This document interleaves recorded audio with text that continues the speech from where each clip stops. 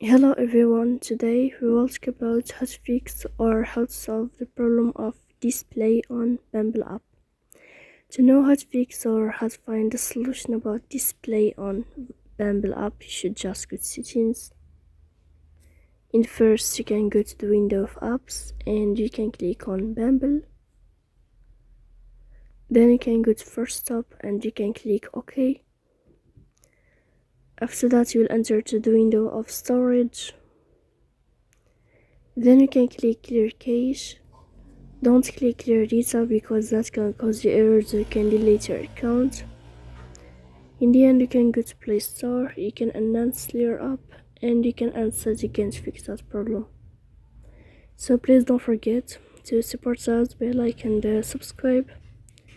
See you next time in another video, and thank you for your attention and your watching.